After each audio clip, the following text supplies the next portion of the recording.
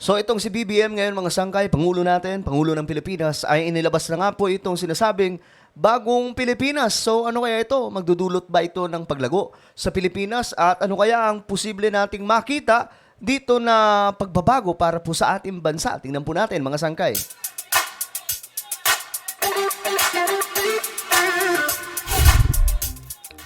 What's up mga sangay? Magandang oras po sa inyong lahat mula sa Luzon, Visayas, Mindanao, Sabah at maging sa ating mga kababayan na nasa iba't ibang bansa. Shoutout din po sa lahat ng mga solid sangkay na nanonood ngayon. At bago tayo magsimula, pakisubscribe po muna yung ating YouTube channel sa mga nanonood po dito sa YouTube. Makikita nyo po yung subscribe button sa ibaba. Pindutin nyo lamang po yan. Tapos i-click nyo yung bell at i-click nyo po yung all. At kung kayo naman po ay nanonood sa Facebook, huwag nyo pong kalilimutan na i-follow ang ating Facebook page. Okay mga sangkay, mag-react lamang po tayo dito. Ayan po kasi ang lumabas ngayon, no? At ipinasilip po ito ni BBM, bagong Pilipinas kick-off rally sa Quirino Grandstand. So, ano kaya itong mga sangkay? Bagong Pilipinas brand ng governance ni BBM. Ito kaya ay magdudulot ng kagandahan ng Pilipinas? At ulitin ko lang, okay? Though nagtatapik po tayo ng mga ganitong klaseng impormasyon, still wala po tayo sa eksena ng mga political vlogger. Nananatili po tayong neutral at ayaw po natin mangialam sa kung ano man ang mga away nila at kampihan. Kaya dito sa ating channel, dilawan ka man o galing ka man sa pula, blue o kung ano man ang political color, okay lang, dito tayo. Tambay kayo dito mga sangkay. Pag-uusapan lamang po natin o magre-react lamang po tayo, sariling komento tungkol po sa mga nagaganap sa ating bansa at sa iba pang lupalop ng ating mundo, mga sangkay, no? Dami pong nangyayari ngayon sa ibang panig ng ating mundo. Ang pinaghahandaan po, digmaan. Dito naman sa Pilipinas, digmaan ng mga politiko. Well, eto mga sangkay, interesting itong nilabas ng ating pamahalaan. Of course, bilang isang born-again Christian, tayo po ay nananalangin na maging matagumpay ang pamahalaang ito. Ayaw natin ipanalangin na bumagsak dahil nga po damay-damay po yan mga sangkay, no? Hayaan po natin ang kalooban ng ating Panginoon ang maganap para po sa Pilipinas. Okay, at ito na nga po, bagong Pilipinas brand ng governance ni President Marcos. Tingnan po natin.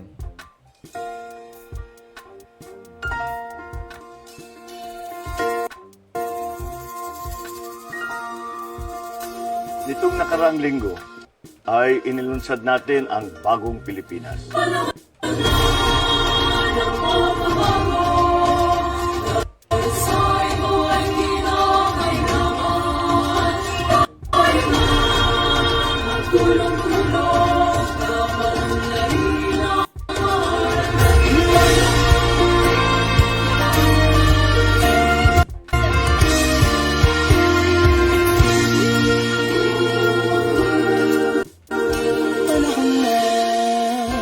Nakakataba naman ng puso na makita ang ating mga kababayan na nakikiisa sa panawagang ito. Ito ay panawagan para sa kolektibong kilos tungo sa pagbabago ng ating pag-iisip, pananalita at gawa.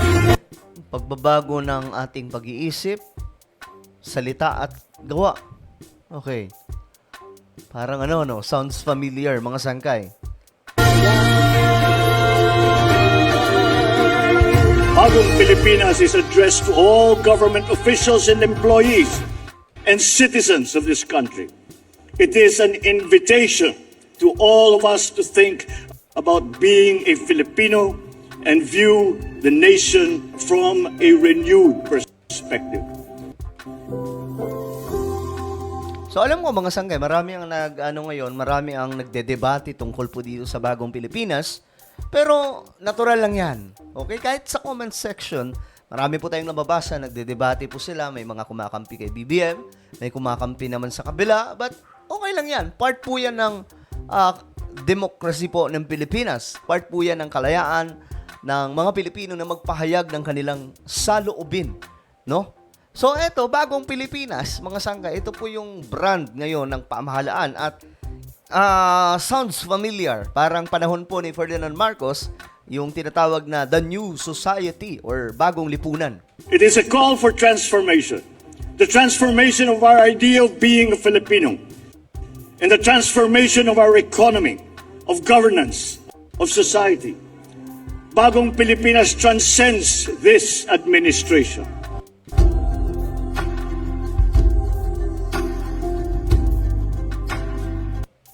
Ito ay hindi pagtakip sa kung anumang mga kakulangan ang meron. Ito ay imbitasyon sa bawat isa na kabahagi ka sa paghahanda at pagpapaganda ng ating bansa. Malaki ang inyong maitutulong, mahalaga ang inyong ginagawa. Ang disiplina, pagiging mahusay at magaling sa kanyang-kanyang larangan, at pagmamahal sa bayan. Ito ang mga sangkap ng isang makabagong Pilipino na ating isinusulong. Ngunit hindi lang ito ang mensahe ng bagong Pilipinas. So, parang ang pinag-uusapan po dito yung tamang pag-ugali, yung culture ng Pilipino na dapat itama. Parang gano'n ang sinasabi ni BBM. Binibigyan din dito ang kalagahan ng maayos na trabaho mula sa amin sa pamahalaan. Sa bagong Pilipinas, ang pagbabago ay nagsisimula sa pamahalaan. While power emanates from the people, change must begin from government.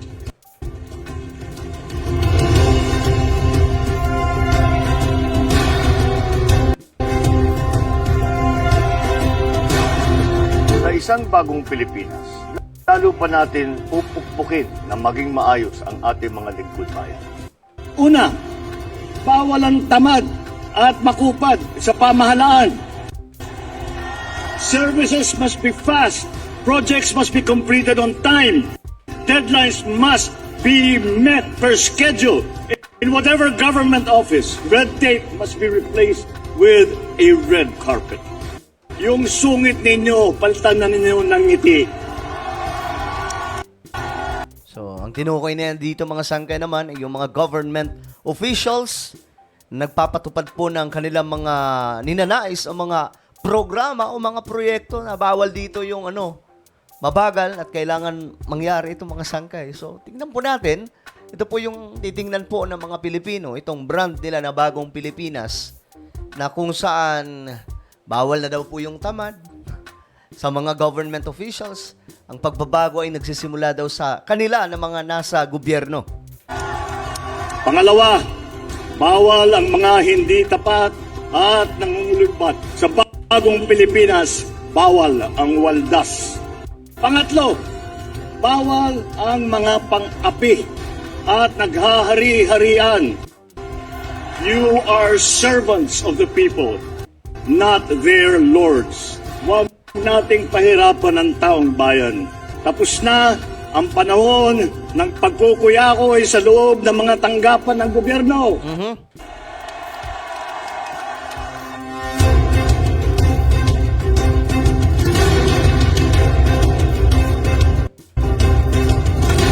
Ang tagumpay ng panawagan na ito ay nakasalalay sa ating pagkakaisa.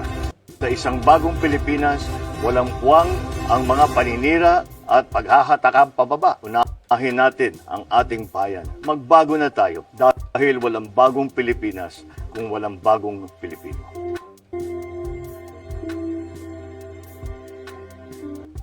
Sa bagong Pilipinas, may pag-asa ang lahat. Ang pag-asa ng bayan ay nasa ating lahat. Mabuhay ang bawat Pilipino. Mabuhay ang Pilipinas. Mabuhay ang bagong Pilipinas! Okay. So, yan po. Hindi ko alam. Nakuha nyo ba yung message mga sangkay? Ang isa sa naano ko dito. Ay, ito.